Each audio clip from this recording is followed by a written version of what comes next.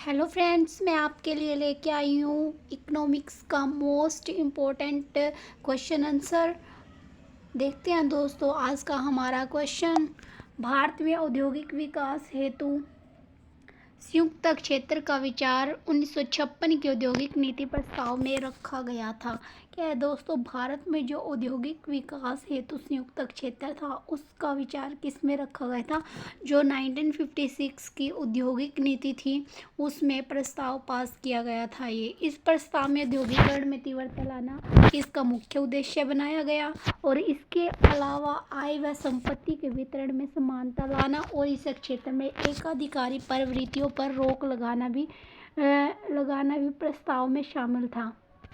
एकाधिकारी प्रवृत्तियाँ क्या होती है दोस्तों? एकाधिकारी प्रवृत्तियाँ वो प्रवृत्तियाँ होती है जो कि सिर्फ अपने फ़ायदे के लिए एक प्रोडक्ट तैयार करती है और वो जो इसमें बाज़ार में एक तो क्या होता है, विक्रेता होता है और उसके जो बायर होते हैं वो क्रेता होते हैं, वो बहुत सारे देखने को मिलते हैं। तो इस वजह से जो एकाधिकारी होते हैं वो क्या करते हैं, उस जो भी वस्तु तैयार करते हैं तो उसका जो प्राइज होता है वो मनमानी हिसाब से रखते हैं, क्योंकि उसमें क्या होता है कि उनके पास स्टॉक तो कम होता है और डिमांड ज़्यादा आ जाती है, तो इस वजह से वो अपने फ़ायदे के लिए उनकी कीमत बढ़ा देते हैं। ठीक है दोस्तों, अब है भारत में उद्यमोद हेतु लाइसेंसिंग प्रणाली का आधार उद्योग था जो अधिनियम 1951। तो आज के परिदृश्य में इस अधिनियम के तहत कितने उद्यमों को लाइसेंस की ज़रूरत रह गई है? तो सिर्फ 5 जो उद्यम है, जो 5 इंडस्ट्री, सिर्फ उनको ही लाइसेंस की ज़रूरत रह गई है। सुप्रसिद्ध उद्योग और उद्योगपति जोड़े जो है वो हो जाएंगे रिलायंस, मुकेश अंबानी। जो रिलायंस है वो किसके साथ जुड़ा हुआ है? मुकेश अंबानी के साथ जुड़ा हुआ है। एयरटेल भारती मित्तल के और नैनोकार रतन टाटा, विप्रो अजीम प्रेमजी। एक बार फिर देख लेते हैं दोस्तों, रिलायंस मुकेश अंबानी और एयरटेल भारती मित्तल, नैनोकार रतन टाटा, विप्रो अजीम है जो प्रेमजी। ठीक है दोस्तों, औद्योगिकरण के ढांचे में परिवर्तन के अंतर्गत भारी उद्योग का महत्व कम करते हुए आधारिक जो संरचना होती है उन पर क्या दिया गया? बल देने की जो है शुरुआत की गई। और कौन सी उसमें शुरुआत की गई? ये 8वीं पंचवर्षीय योजना में, 8th 5 ईयर प्लान में ये योजना 8th 5 ईयर प्लान में ये आधारिक जो संरचनाएं उन पर बल देने की शुरुआत की गई। ठीक है, अब है खनिज एवं धातु व्यापार निगम, इसको MMTC। ठीक है, क्या है? खनिज एवं धातु व्यापार निगम, जो भारत की सरकारी क्षेत्र में सबसे बड़ी क्या है? व्यापारिक संस्था है। क्या है? व्यापारिक संस्था है। यह भारत की दूसरी सबसे बड़ी विदेशी मुद्रा कमाने वाली संस्था मानी जाती है। ठीक है दोस्तों, यह भारत की क्या है? दूसरी सबसे बड़ी विदेशी मुद्रा कमाने वाली संस्था। ठीक है, खनिजों का विशालतम निर्यातक एवं विशालतम बुलियन व्यापारी है। कौन सा व्यापारी है ये? बुलियन व्यापारी। संगठन के प्रकार और उनके महत्वपूर्ण लक्षणों में कुछ अधोलिखित है। क्या है ये? एकल व्यापारी में दायित्व असीमित होता है। जो एकल व्यापारी होता है उनमें क्या होता है? दायित्व असीमित होता है। साझेदारी में संबंध संविधात्मक होते हैं। सहकारिता का प्रमुख लक्षण कमजोर वर्गों की उन्नति है, न कि लाभ कमाना। और सार्वजनिक जो समिति कंपनी है उनको जोखिम उठाने वालों की संख्या क्या होती है? अधिक होती है, क्योंकि कंपनी अपने अंशों की बिक्री से पूंजी का संग्रहण करती है। ठीक है दोस्तों, भारत में पहली बार व्यय कर लगाने का सुझाव किसने दिया था दोस्तों? ये कार्डर ने दिया था। किसने दिया था? कार्डर ने दिया था। ये इन्होंने वैट की भी शुरुआत की थी। किसकी की थी इन्होंने शुरुआत? जो कार्डर थे इन्होंने वैट की भी शुरुआत कर दी। वैट की फुल फॉर्म हो जाएगी वैल्यू एडिड टैक्स। ठीक है, वैल्यू एडिड टैक्स। कार्डर है जो एक ब्रिटिश अर्थशास्त्री है दोस्तों। कार्डर है जो क्या है? एक ब्रिटिश अर्थशास्त्री थे जिन्होंने 1964 में कर सलाहकार के रूप में भारत में आमंत्रित किया गया था। जो भारत है उन्होंने भारत सरकार ने इसको बुलाया कार्डर को और किसके लिए, सलामांगी कर के लिए।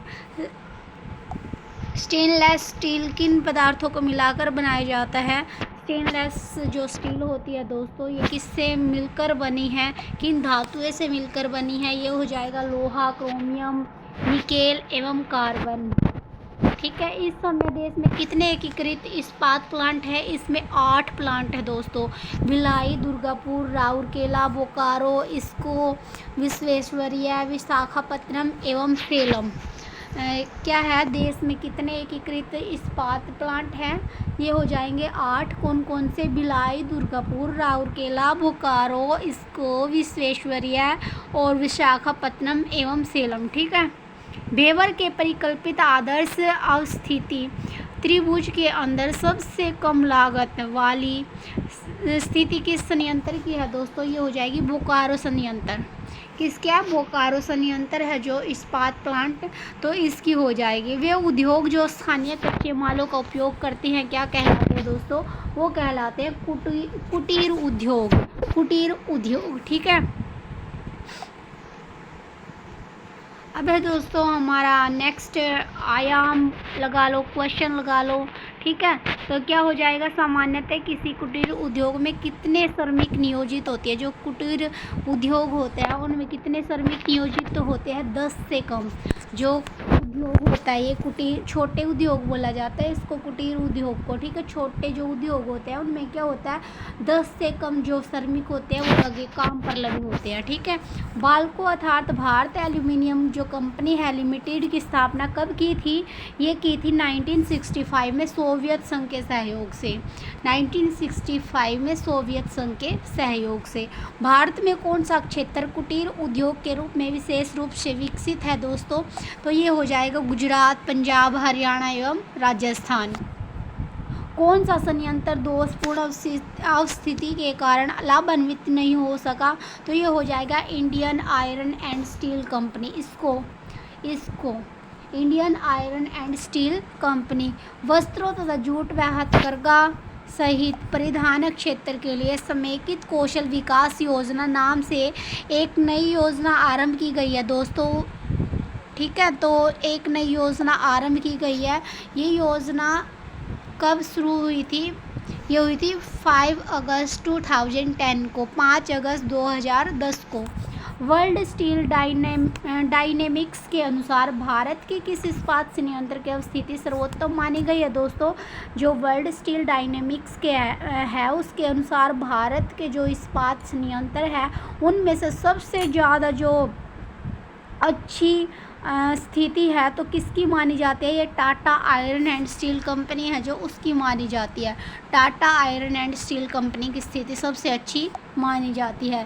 स्पंज आयरन के उत्पादन में विश्व में प्रथम स्थान किसका है दोस्तों, ये हो जाएगा भारत का।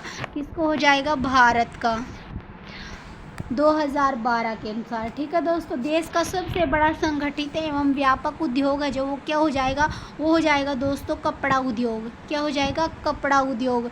जो पानीपत नगरी है दोस्तों, हरियाणा की जो पानीपत नगरी है ये किसके लिए फेमस है, ये कंबल के लिए फेमस है। यहाँ से जो सैनिकों के लिए जो कंबल भेजे जाते हैं यहीं से भेजे जाते हैं दोस्तों। ठीक है। किस उद्योग को स्वदेशी आंदोलन ने काफ़ी प्रोत्साहित किया, तो ये कपड़ा उद्योग को किया था। किसको किया था, कपड़ा उद्योग को। वर्तमान समय में देश में प्रति व्यक्ति वार्षिक कपड़ा खपत लगभग कितना है, तो ये हो जाएगा 44.0 मीटर। ठीक है। 44.0 मीटर। अगर पूर्व का बोस्टन संज्ञा पूछूँ तो किस केंद्र को प्रदान की गई थी, ये अहमदाबाद जो सूती केंद्र है उसको प्रदान की गई थी, पूर्व का बोस्टन। भारत के कुल कपड़ा निर्यात में रेशमी वस्त्रों का योगदान कितना है, लगभग 3.0%। ठीक है।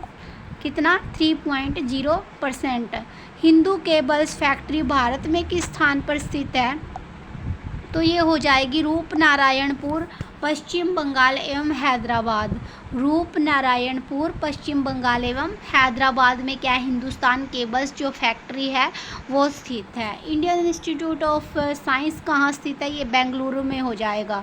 कहाँ हो जाएगा, बेंगलुरु में। भारत में किस शहर को यूएनओ ने प्राविधिक नवाचारों का ग्लोबल क्षेत्र घोषित किया, तो ये बेंगलुरु हो जाएगा। क्या हो जाएगा, बेंगलुरु हो जाएगा।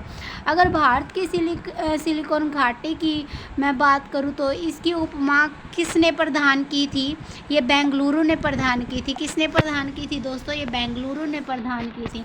देश का पहला जो वस्त्र पार्क है वो कब, कहाँ और कहाँ स्थापित किया गया था दोस्तों, ये बेंगलुरु में ही स्थापित किया गया था। कहाँ स्थापित किया था, बेंगलुरु में स्थापित किया गया था। अब केंद्रीय रेशम अनुसंधान प्रशिक्षण संस्थान कहाँ स्थापित किया गया है, तो ये हो जाएगा मैसूर एवं ब्रह्मपुर में। कहाँ पर, मैसूर एवं ब्रह्मपुर में। अगर मैं बात करूँ केंद्रीय जो रेशम अनुसंधान है संस्थान है वो कहाँ पर स्थित है दोस्तों, ये मेहंदी पाथर है। यह मेहंदी पाथर है, ये कहाँ पर है, मेहंदी पाथर, ये मेघालय में है दोस्तों। ठीक है, तो ये हो जाएगा।